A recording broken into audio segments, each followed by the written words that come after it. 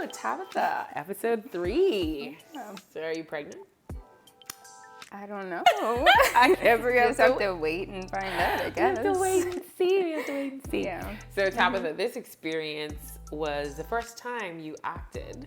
And I remember when I sent you a message, you were just like, yeah, I don't act. Sorry. No, like, I'm not doing it. And I was just like, okay. And then like 2 weeks later, I'm like, no, she needs to do it.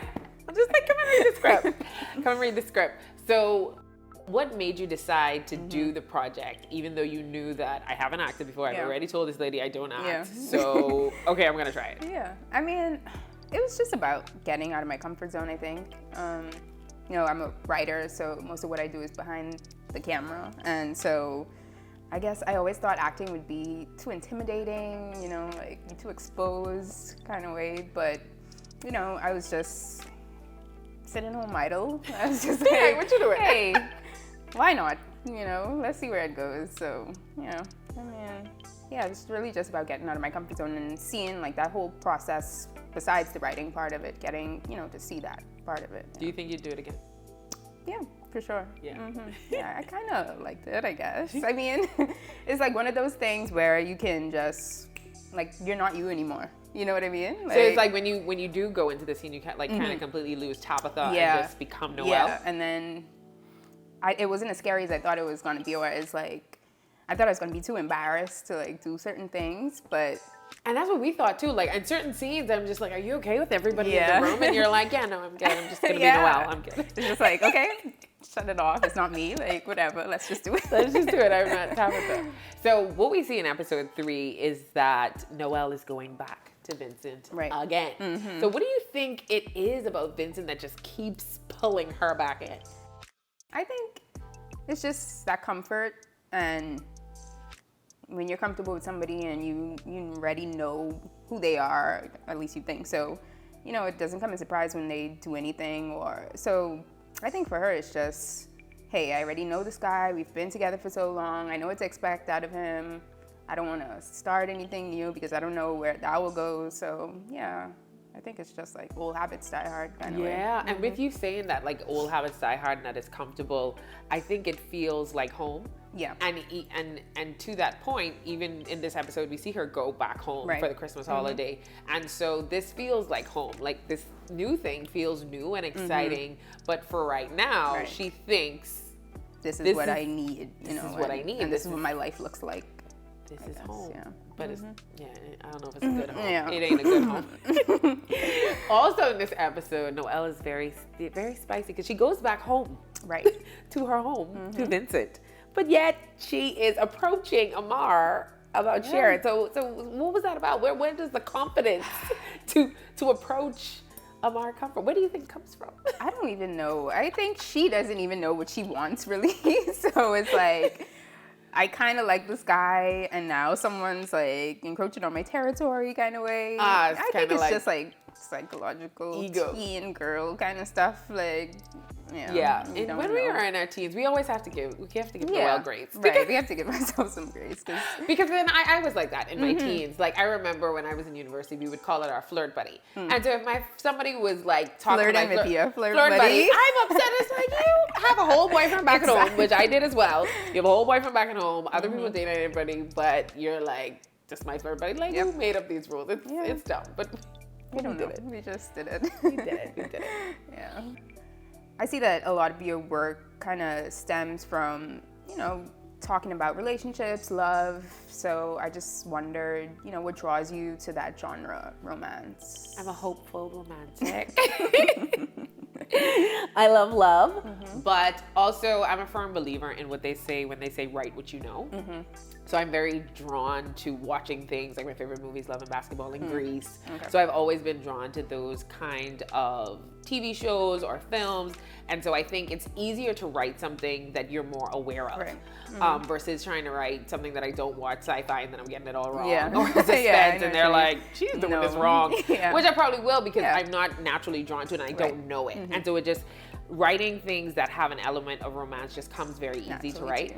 Also, I'm always operating on a no-fi budget at this moment. At this moment, we're gonna grow bigger and have a budget. Of course. But until then, it's easier to write TV shows or film, or even when I did plays that are character-based driven. There's not a lot of world that I need to create. Build, right.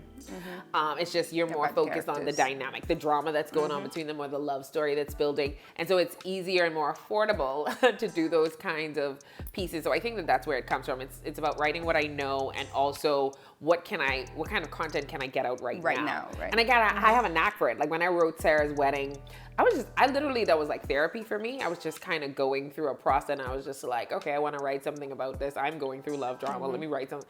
And people loved it. And so I was just like, well, if it ain't broke, don't fix it. Like, let's go. Yeah. One of the things that we realized that, when Noelle goes back, Vincent clearly says something on the phone to convince her that this is the place to be.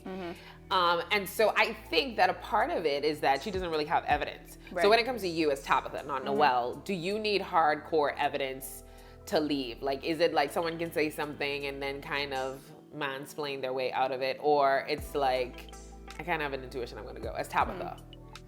I mean, I guess it would depend on the situation, how long I've been with the person, what I expect from them or don't expect from them. So, if someone said to me like, oh, I saw so-and-so here, whatever, obviously it would raise your suspicion. But I think if you're in a relationship with someone, then, you give them the benefit of the doubt until...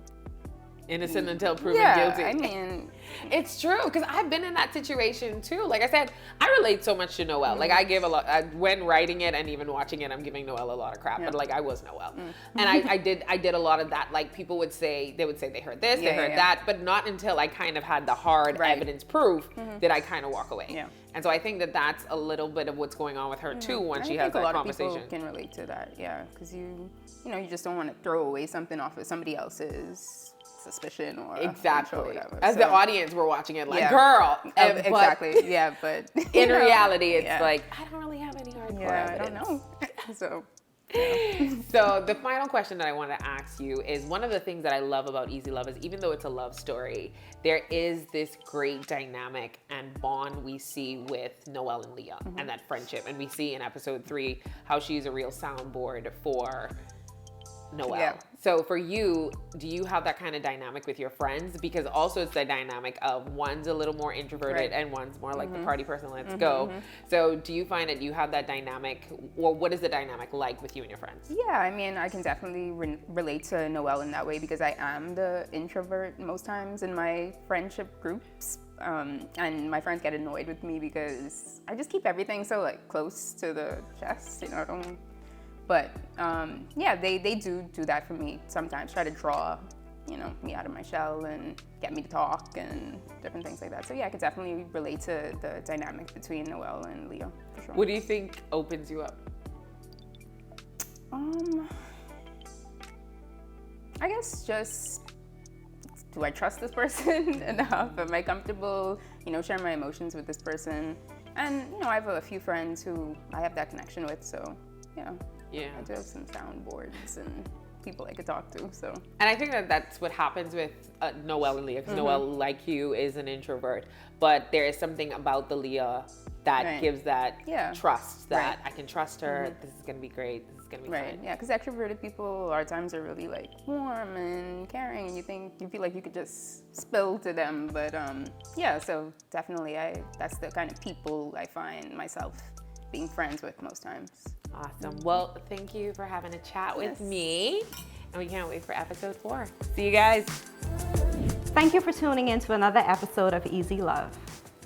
For more details on how to purchase the book Easy Love, visit the description box below.